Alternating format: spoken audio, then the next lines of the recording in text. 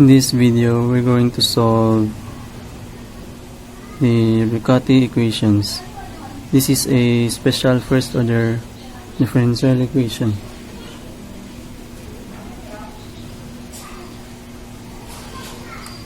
So, the standard form of the Riccati equation is y prime is equal to p of x y squared plus q x,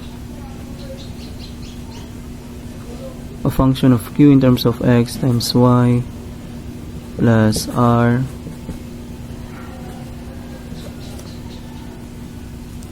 of x. So this is the standard form of the Riccati equation. So in Riccati equation, there is no elementary solution. So there is some difficulties in solving Riccati equation. So our technique here is to use some substitution, which is the y is equal to u plus 1 over z, that will lead you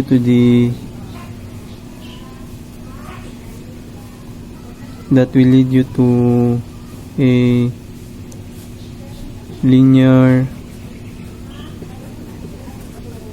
differential equation with the new dependent variable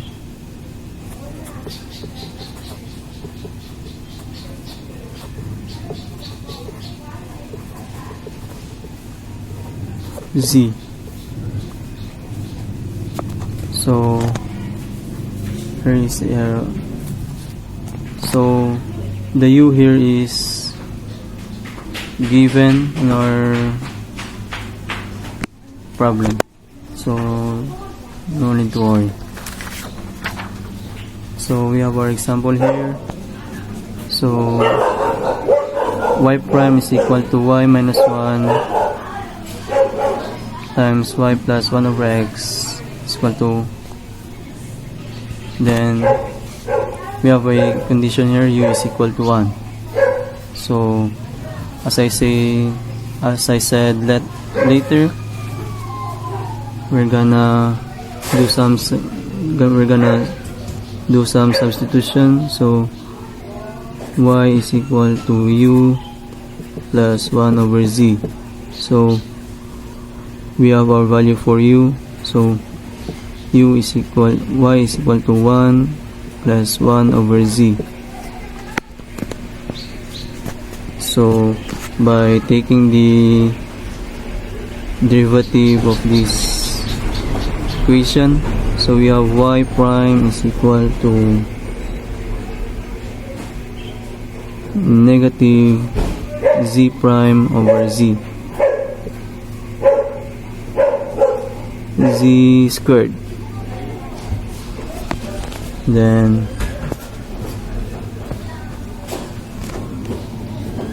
this will be our equation 1.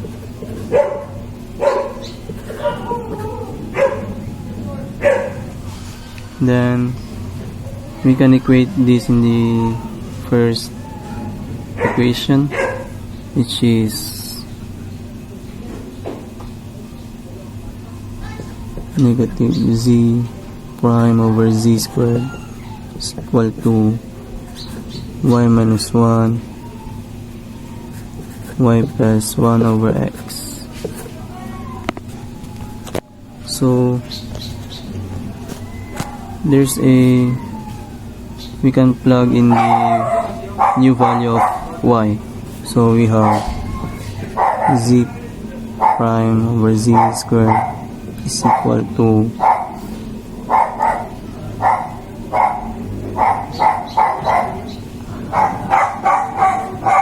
1 plus 1 over z minus 1, 1 plus 1 over z plus 1 over x, cancelling out the 1, so we have z prime, negative z prime over z squared, 1 over z, then 1 plus 1 over z plus 1 over x. This is z.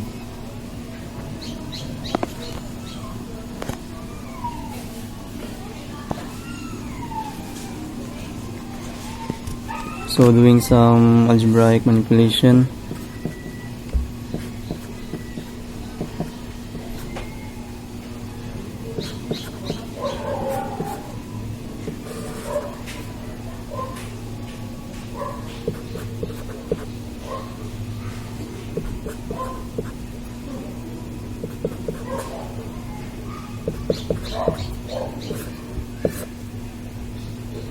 then we have z prime over z2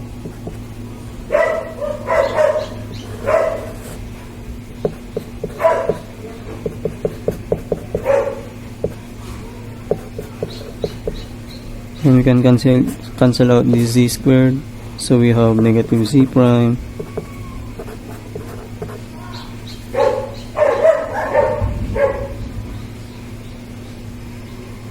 and this is x, xz plus x plus z.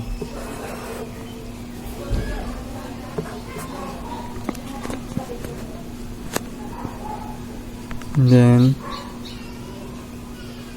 we have z prime is equal to negative z minus 1 minus z x.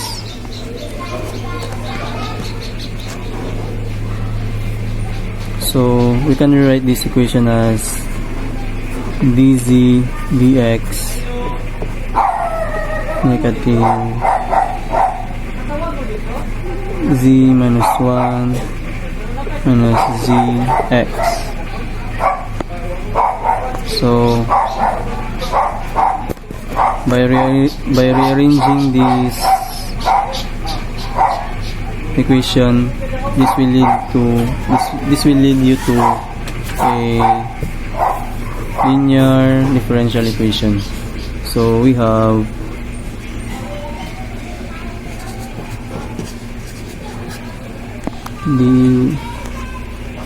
dz over dx plus z plus z over x minus 1. So factoring out the z,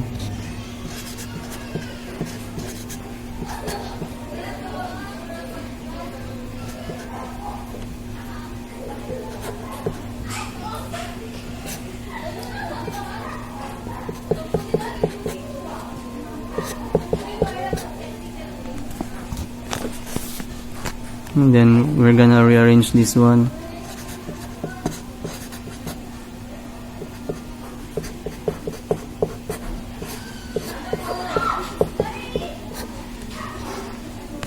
So finally we have our linear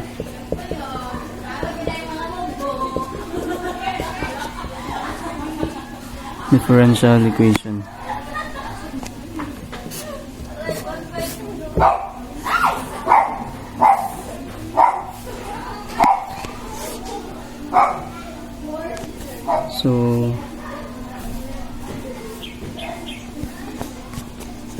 So this will be our function of x function in terms of x, then a constant negative 1. So the next step, if we in linear difference, then we're gonna follow the steps for solving the linear differential equation. So since it is in the standard form, so we're gonna solve for integrating factor.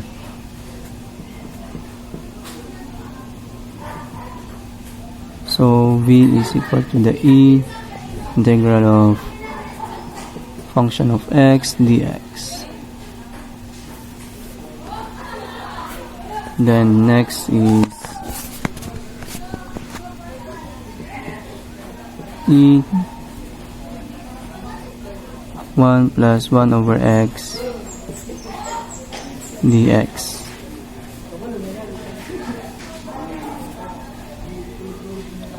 So integrating this 1 plus 1 over x dx, this will lead you to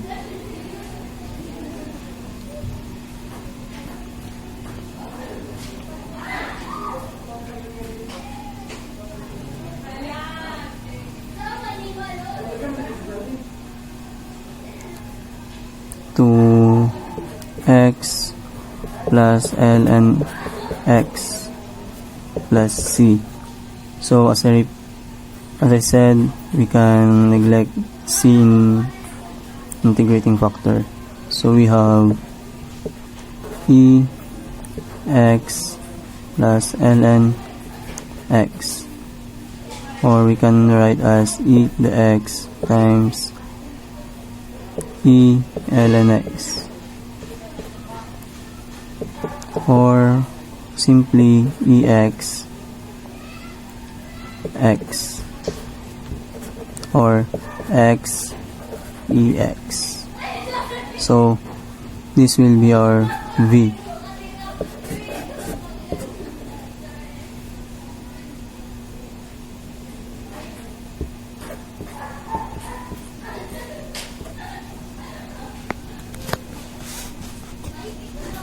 So multiplying the integrating factor to the standard form, we have the dx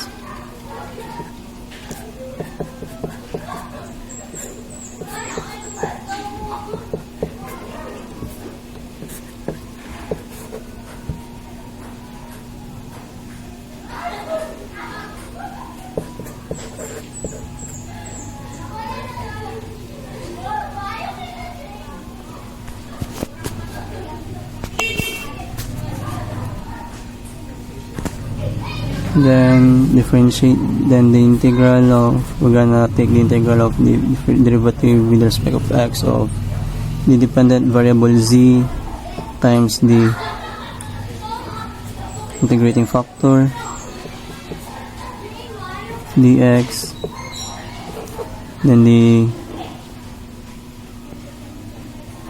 then this one x ex negative dx. So this will lead you to z times x ex.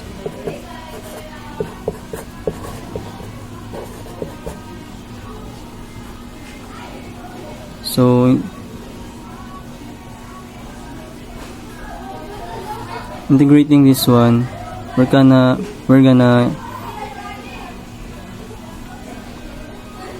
integrate this by the method of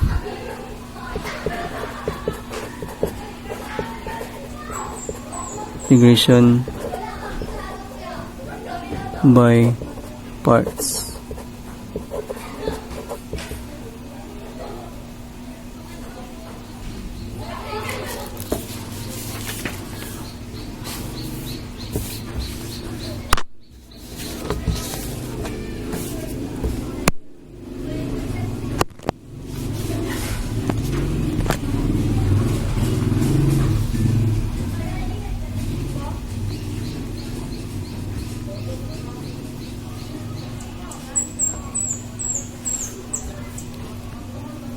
So we have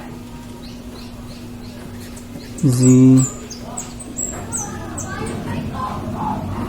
x ex negative x e x dx. We can rewrite this as x e x negative x e x. Then we can integrate this through the integration by parts. 4 1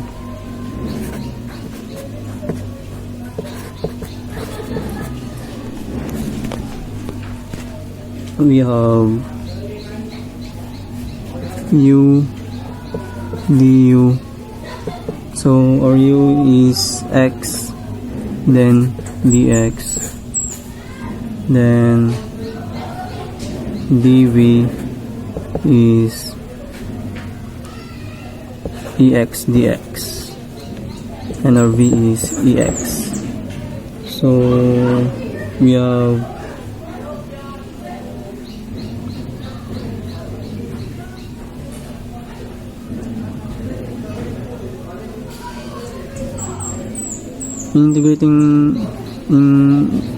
integration by parts. We have uv minus v du.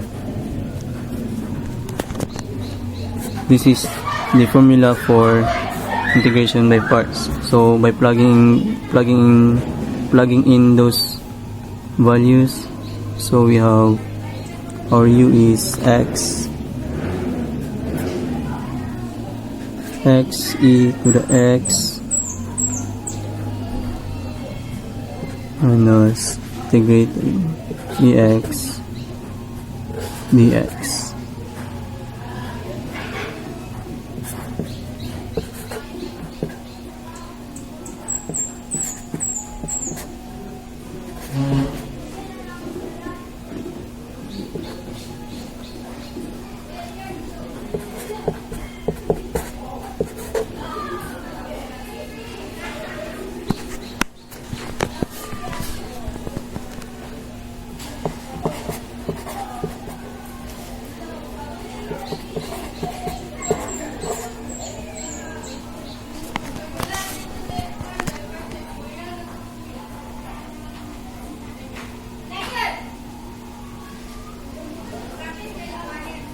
So going back to our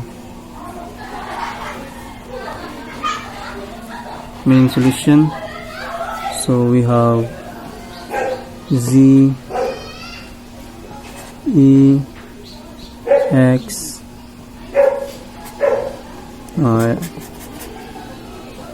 z times x e to the x is equal to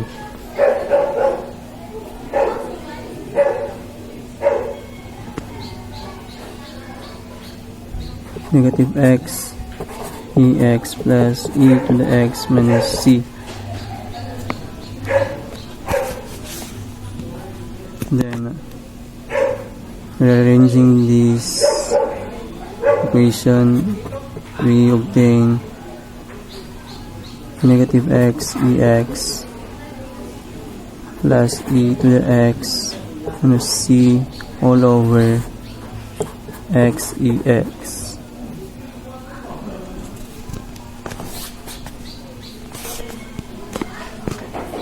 And then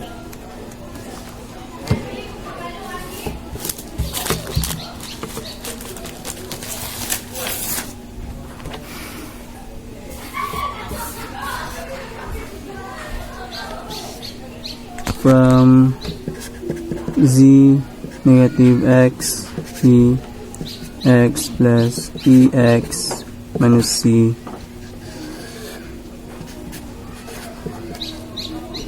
we can simplify this one.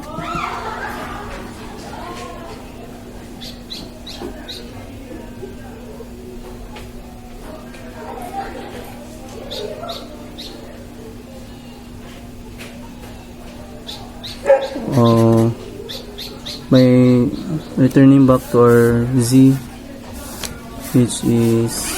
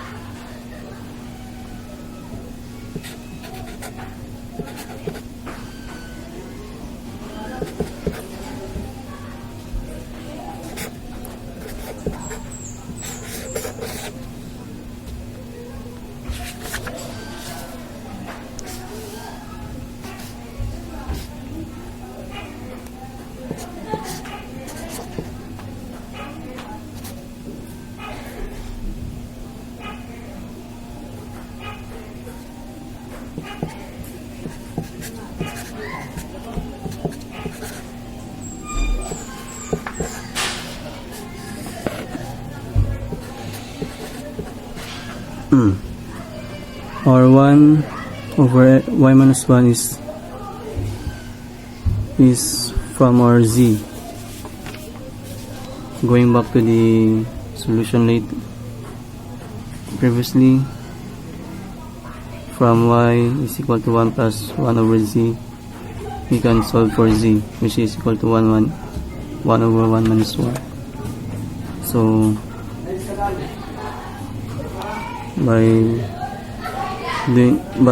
for simplification of this equation, we obtain y minus 1 x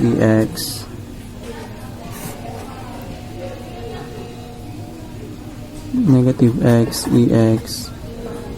plus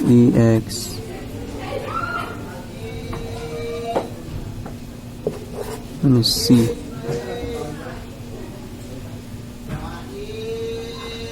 Or then we're gonna write y in terms of x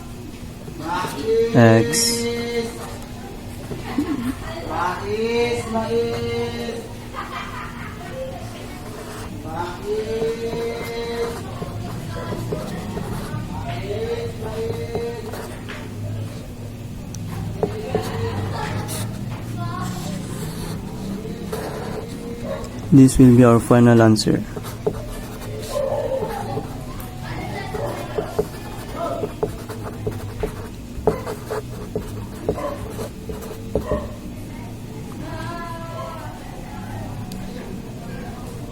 So summarizing our equation,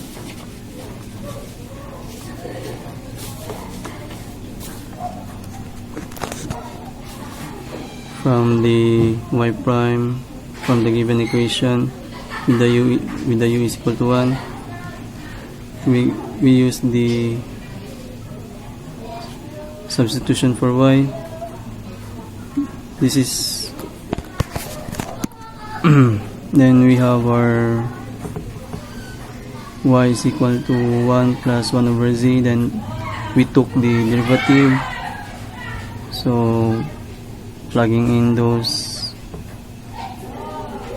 equation we have obtained, then by evaluating those equation until we come out with general equation.